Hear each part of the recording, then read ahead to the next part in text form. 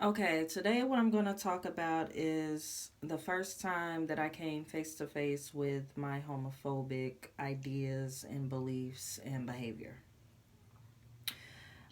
Just to begin, I was born in the late 80s.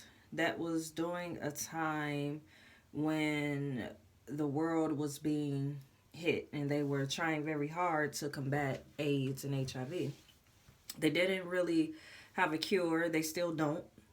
They didn't know everything that they know now about it.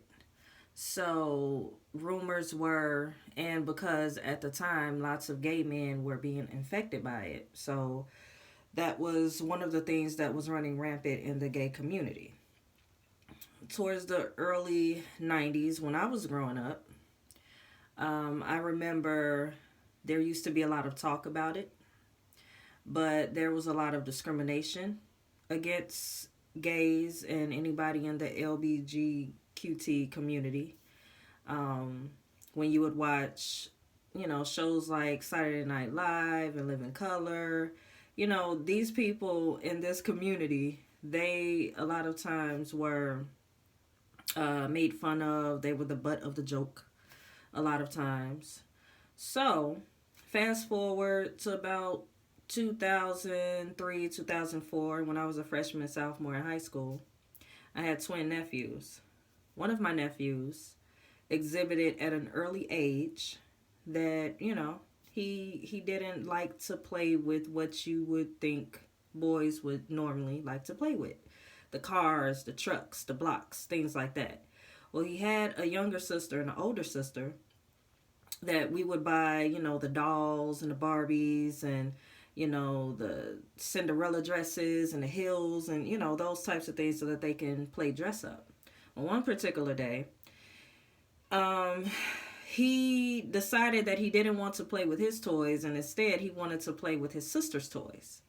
And in a fit of rage, I kind of got tired of telling him, "Hey, put that down. Go play with the truck, or watch TV, or do something else. Anything to get him away from playing with these toys." Because I think for me, my main thing was I had an idea, which a lot of people have this idea that if you catch it early, you'll be able to change a person, or you'll be able to, turn them back around and get them on the right track. But for me, it's like even though I may have laughed at those types of jokes and I've seen it in my face, discrimination against gay people, gay men, in the past, it was right then and there at that moment I noticed. I said, if he grows up to be gay, it's going to be bad. It's already bad for them.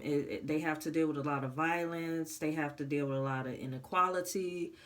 At that moment, the gay community was making big strides in their equal rights. They were just trying to get married, amongst other things. But that was one of the major stepping stones at the time that they were fighting for. And it's not that I was so much afraid of him being gay. I was afraid of how the world was viewing them and how the world was treating gay people. I didn't want him to go through that. So that was my fear because he's a beautiful person. At this time, in 2020, we're very close. He did come out when he was a freshman in high school.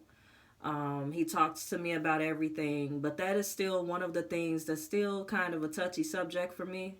I'm learning. I've come a long way, but I still feel sad when I think about that moment when I yelled at him and he cried because I told him to stop playing with these toys and to you know get a truck or something. And he wasn't crying, I don't believe, because he really wanted to play with these toys.